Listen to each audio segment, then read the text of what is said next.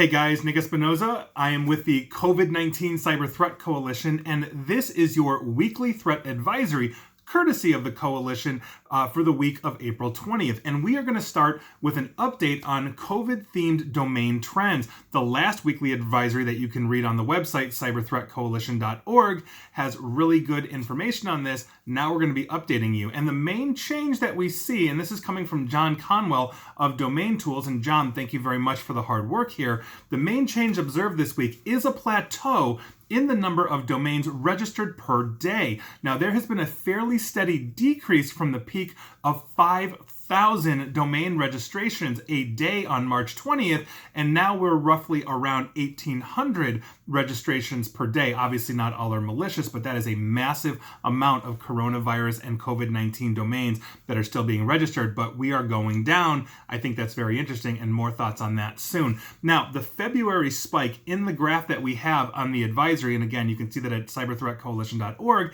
is different from the one that was published last week in terms of its methodology. Now, Domain Tools, the one that are putting this together for us, notice that the risk score models were weighting COVID-19 related terms aggressively, so they made an adjustment to their models for this week's graph, and they'll be talking more about that in a blog post later on their site.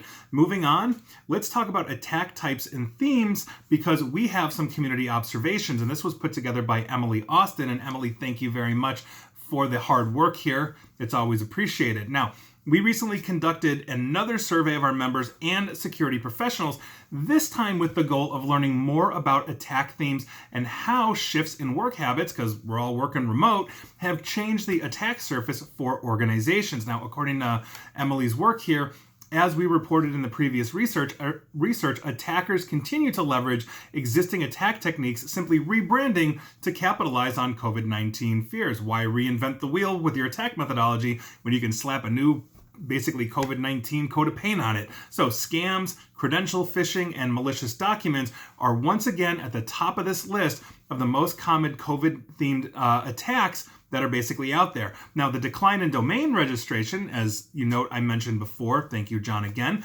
illustrated basically the above, like as I talked about it in the past, coupled with the consistency of attack types, could indicate a shift in activity. Now that the attackers have established infrastructure and techniques, they may soon shift to heavier exploitation of footholds established through things like phishing and other scams. In other words, now they've built the house, it's time to go hunting. And I think that's what we're possibly going to see here. And I think that's a really good point that Emily makes. Now, basically, respondents observed attack themes with malicious COVID fact sheets or sites most commonly reported. So in other words, they've got websites out there that look like they are legitimate, like COVID or coronavirus information, but they're actually malicious. Others are offers for supplies or PPE, that's the personal protective equipment, or fraudulent shipping notifications were reported. We've all seen those attacks for years. UPS has a package for you, click here. Now it's all COVID themed.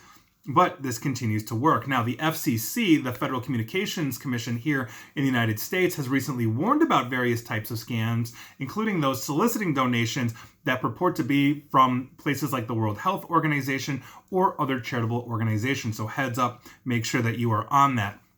Obviously, the COVID-19 Cyber Threat Coalition will continue to monitor these kinds of attack vectors in conjunction with domain registration and traffic trends, and we will be reporting these to you as fast as we can. Obviously, the weekly advisory is a good wrap-up for this. And finally, we want to talk about the state of cybersecurity during the pandemic. And this is from Martijan Grutin, also of the coalition here in Martijan, and I hope I am pronouncing that correctly. Please correct me if I am not. This is great as well. Now, as the world adapts to basically the new norm that is this pandemic, so do cyber actors, right? So do threat actors. Many digital threats are now using COVID-19 as a lure, as we just discussed. But we are looking at fake voicemail spam, possible Russian APT or advanced persistent threat actors, targeted attacks on Azerbaijan's public and private sector, and even the infamous TrickBot malware is made a presence here, all COVID-19 related, or themed rather. Now, while these are rebranding of existing threats, instead of new kinds of attacks, the FBI here in the United States says that it's seen a quadrupling in cybercrime reports since the start of the pandemic. That's crazy. A survey among 70 cyber threat coalition volunteers, COVID-19 cyber threat coalition volunteers, seems to confirm this. More than 40% of these respondents report that they have seen an increase in cyber threats against their organization. Conversely, only a small minority of respondents answered that existing security products and blacklists are somewhat ineffective against COVID-19 related threats. It's one of the reasons why we are here compiling this information. More than half report working from home has made their organization more vulnerable to cyber threats, even if less than 20% of the respondents say security policies or settings have been relaxed in their organization.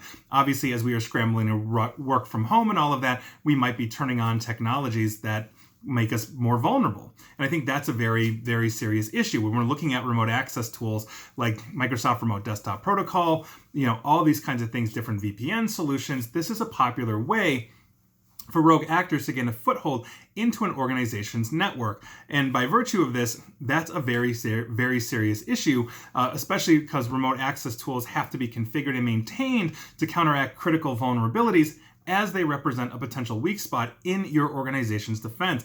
To reduce the likeliness of this, there have been a couple of advisements out there, and we also advise these things. One, make sure that you're enabling all of the security patches for all the tools, hardware, software, everything. Apply them as soon as they become available. The further away we go from a patch, the more possible threat that we are introducing or vulnerability.